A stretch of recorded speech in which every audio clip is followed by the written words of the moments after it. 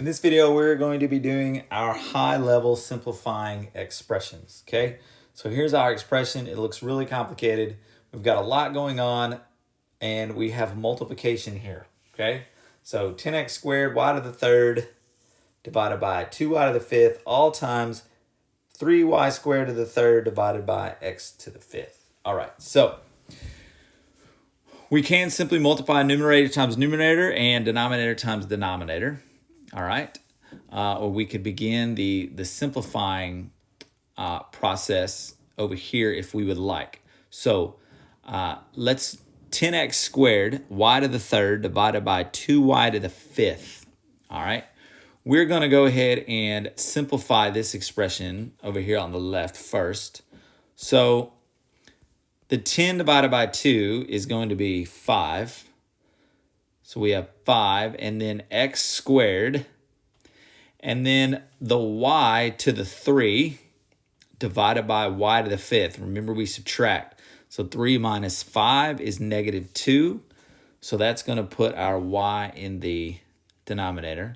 So y squared times, now I'm working here where we have 3y squared to the third.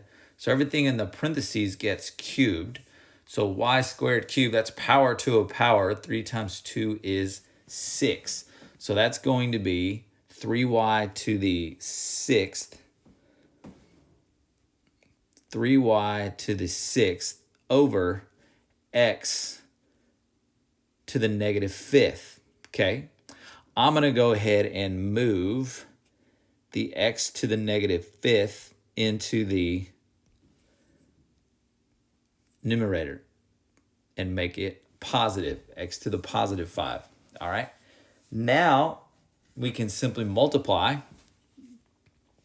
We have 5x squared times 3y to the sixth, x to the fifth. All right. Now 5 times 3 is 15. Then we have our x squared times x to the fifth. That's where we add our exponents. 2 plus 5 is 7.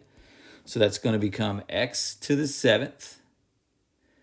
And then we have our y to the sixth.